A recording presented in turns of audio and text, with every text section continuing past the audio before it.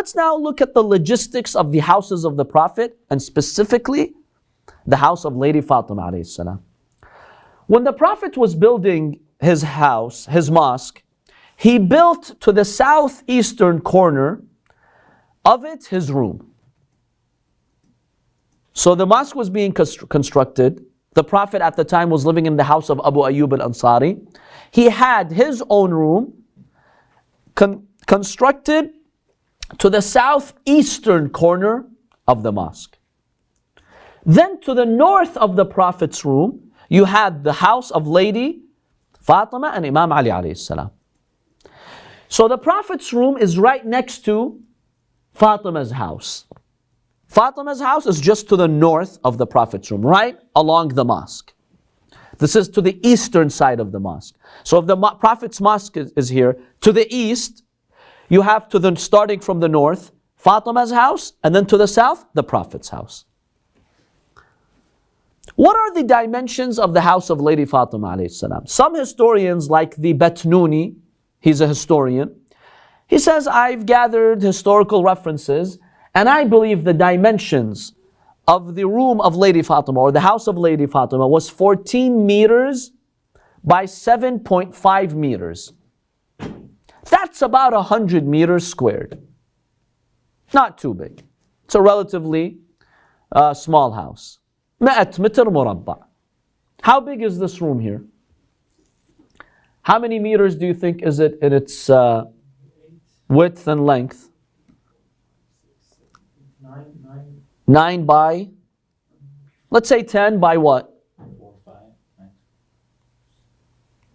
9 by 5? Okay. So let's say this room is about 50 meters squared. So the house of Lady Fatima, all of it was double this room, according to this historian.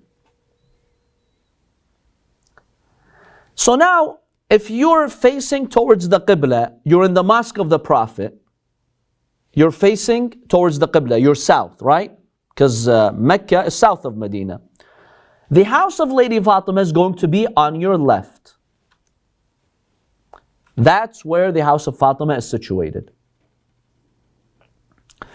The Prophet ﷺ would normally do tahajjud late at night. He would do his ibadah at night behind the house of Lady Fatima, to the north side, by a pillar called Ustuwanat al-Tahajjud, the pillar of tahajjud. That's where the Prophet normally would pray Salat al-Layl. There was an open area between the Prophet's house and the house of Lady Fatima, a small open area, not too big, but it was decent in size. The Prophet sometimes would go there and do his tahajjud. He would pray. The Prophet would also do ibadah where? In the house of Lady Fatima alayhi salam. Lady Fatima's house was a rest area for the Prophet. He would always come to get some rest, to see his own family. Imam Ali ibn Abi Talib alayhi salam says in one hadith, the Prophet visited us. We made him some food. And then the Prophet did wudu, and he turned towards the Qibla, and then he supplicated to Allah subhanahu wa ta'ala, and he fell on the ground crying and crying and crying. So Hassan came to him, my son Hassan, he told him, grandfather, you're excessively crying. What's happening? So the Prophet told him, my dear son, now Jibreel came down upon me. He informed me how you will be martyred and how your brother Hussein will be martyred. And it's a very emotional conversation. Imam Hussein tells him, grandfather, will people visit us? When my son Hassan will be here in Medina, I'll be in Karbala, will people visit us? The Prophet said, طَائِفَةٌ مِّنْ أُمَّتِي يُرِيدُونَ بِرِّي. A group of my ummah, they want to show respect to me. They will come and visit your graves, absolutely. That's how they'll express their love for my Ahlul Bayt. The source of this hadith is Kamil al-Ziyarat, which is a compilation of many sahih hadiths about the merits of ziyarah. The house of Lady Fatima alayhi salam is also the place where the angels would constantly descend. In one hadith, Al-Imam al-Baqir alayhi salam states that there was a spiritual column connecting the house of Lady Fatima alayhi salam to the arsh of Allah subhanahu wa ta'ala. And the angels of the arsh, morning and night, they would descend to the house of Lady Fatima. Always angels coming. Not a split second do the angels stop from descending to the house of Lady Fatima alayhi salam. So it's a very, very beautiful narration that talks about the blessings that Allah gave to the house of Lady Fatima. Some historical reports indicate that there was a small hole in the wall called qawwa in Arabic. It's like a small window. So here you have the room of Lady Fatima. Then there's an open area. The Prophet would receive his guests sometimes, or he'd pray there. There was a small window from Fatima's house. And then after this open area, you had Ayesha's room. The Prophet's house, Ayesha's room. Because remember, Ayesha was amongst the early wives of the Prophet. So when the Prophet had the house of Lady Fatima constructed, right next to it you had, to the south of it was the house of Ayesha. So what connected the house of Ayesha to the house of Lady Fatima was a small open area, and then there was a window, like a hole in the wall, that someone from that open area could actually come and peek into the house of Lady Fatima or hear conversations. So some historical reports, such as the book Wafa al-Wafa, volume 2, page 466, and a hadith that is attributed to Umar ibn Ali ibn Umar ibn Ali ibn al-Husayn alayhi salam. Basically, the hadith states that once something happened in the house of Lady Fatima, and an oil lamp was brought to the house of Lady Fatima, so it was lit at night. Some conversations happened between Fatima and her father in her own house. Ayesha came to that small little window and she eavesdropped. She would hear some of those conversations. So next day, Lady Fatima complained to the Prophet. She told him, Ya Rasulullah, Ayesha is hearing some of our conversations. So the Prophet ordered for this window to be sealed. So they put bricks and they closed that opening. So Lady Fatima's house was very close to the house of Lady Aisha. It's like, same area here. Now we have mutawatir successive hadiths that indicate the house of Lady Fatima had a door that directly opened into the mosque. Like if you open the main door of the house of Lady Fatima, what's outside in front of you? The actual mosque. There was another door to the south side that opened to that open area, after which you had the house of Aisha. So most historians are of the opinion that Fatima's house did not have a door that led directly into the alley, into the street. No. The only way to really get in was to go through the mosque. Or you had to go through that open area, then into the room of the other wives of the Prophet, then out to the street. You couldn't directly go from the street to the house of Lady Fatima. The Prophet had it structured and situated such that the only door would lead into the mosque. Now that sheds some light on the incident of the door.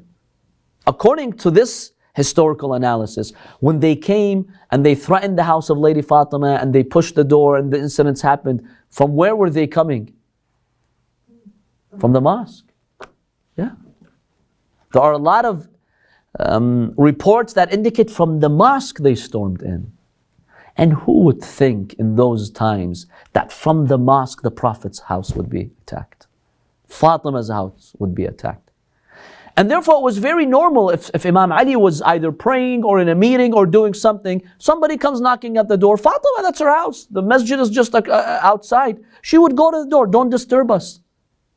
Within seconds, they pushed the door on her. This gives us a new dimension to understand these events. Many historians have mentioned this, that the only way out of the house of Lady Fatima is to go into the masjid. And so Imam Hassan, Imam Hussein, Lady Fatima, anytime they needed to leave the house, they would actually go into the masjid and then out.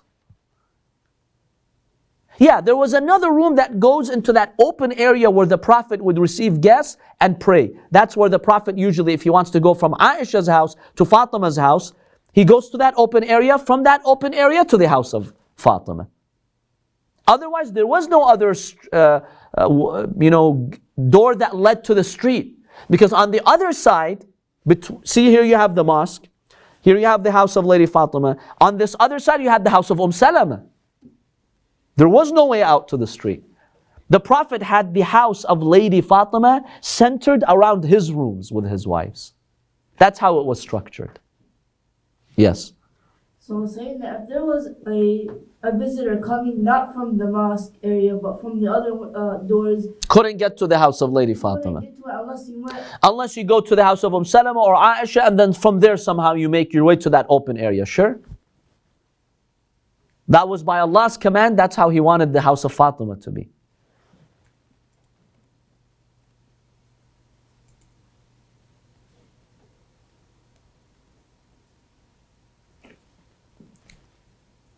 Now, you could argue this poses a challenge, a technical challenge.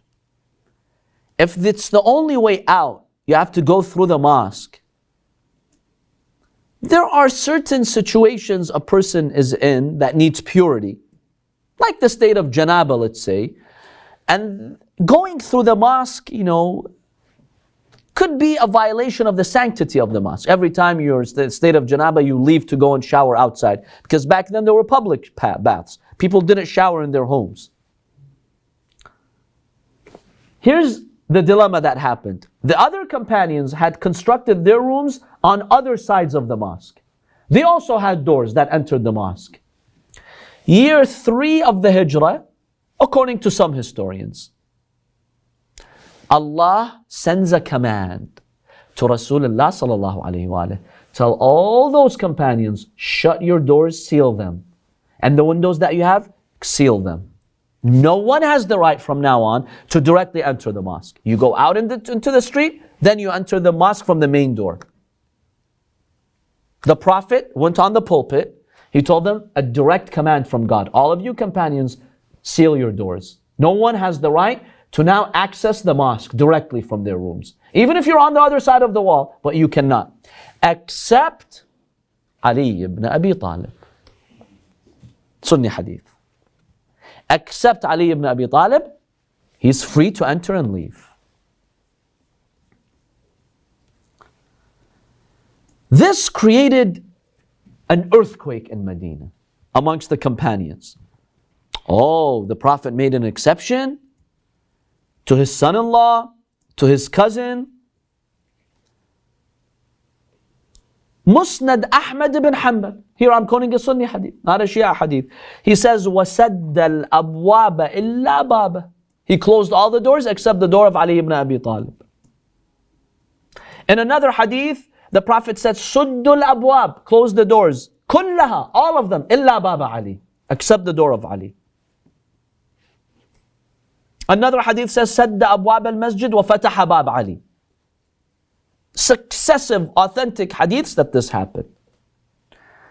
Ahmad ibn Hanbal in another hadith, he says, أمر رسول الله صلى الله عليه وآله بسد الأبواب الشارعة في المسجد وترك باب علي.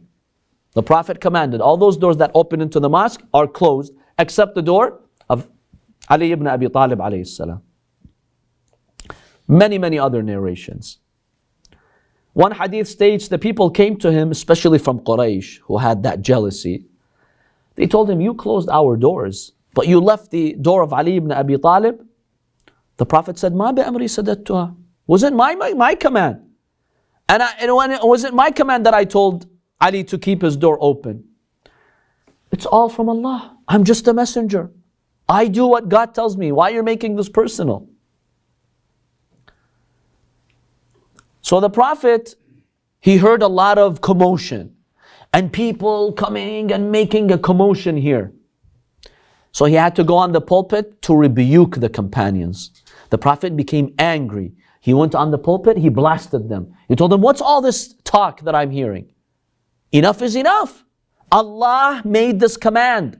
I'm not coming up with this command. If you believe in revelation, if you believe I receive revelation from God, I'm telling you, I'm spelling it out for you. Allah told me, close all your doors except Ali. His door remains open. So Imam Ali would come in and out. His door was the only door that was allowed to be open. Some people say, oh, it's because he's his relative. Other righteous companions, they responded, who had some iman. They said, no, Hamza, the uncle of the Prophet, is closer to the Prophet in terms of blood, because he is the Prophet's direct uncle, and he's what? He's his brother in rada'a, in breastfeeding.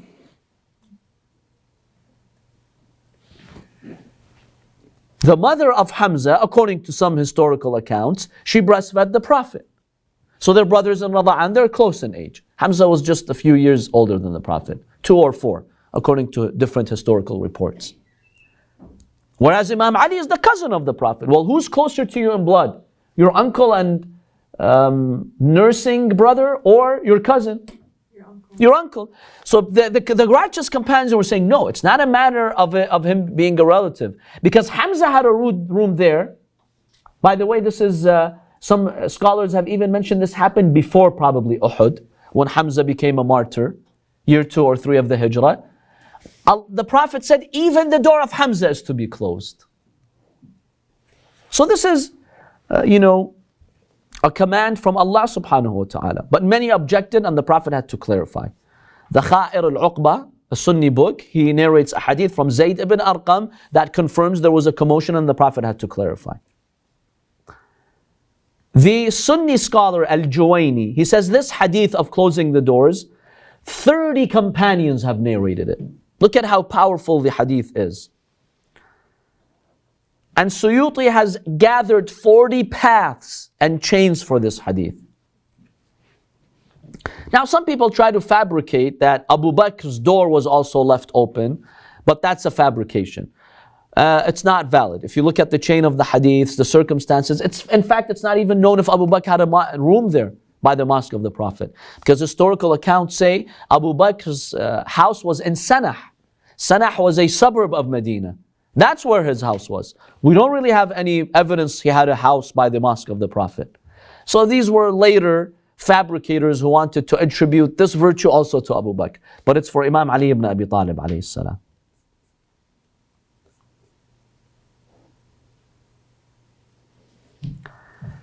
So Lady Fatima's room was the center of the Prophet's rooms, and that shows how much the Prophet loved her.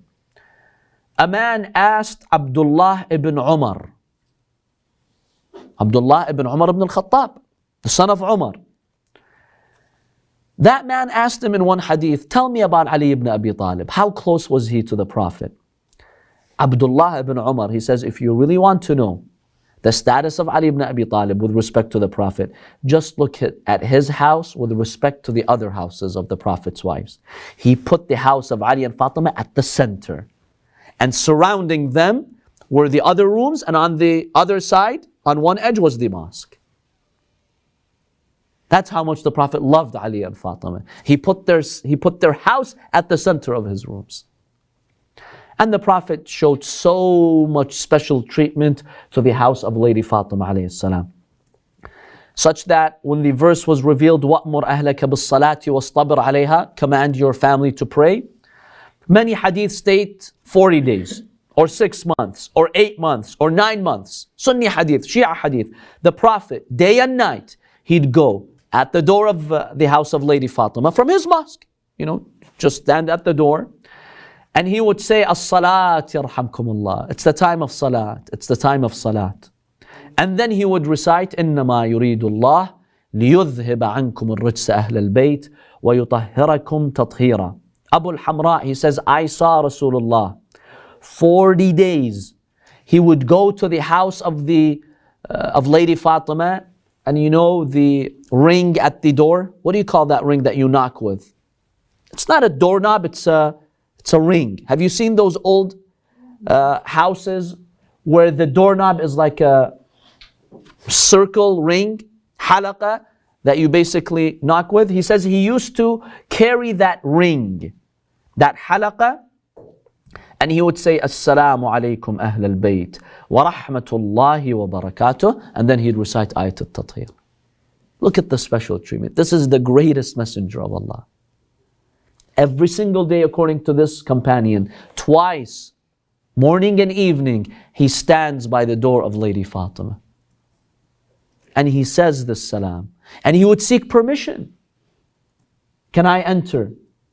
Lady Fatima would tell him, the house is yours. The daughter is yours. Why do you need permission? He said, no, this house is a special house. But we all know what happened to the house of Lady Fatima alayhi salam. By the way, where is the house today? Today the house of Lady Fatima is inside the mosque of the Prophet. That's because at the time of Abdul Malik ibn Marwan, this is about a century after the Prophet, he expanded the mosque of the Prophet, and during that expansion he demolished the house of Lady Fatima and it became part of the Prophet's mosque.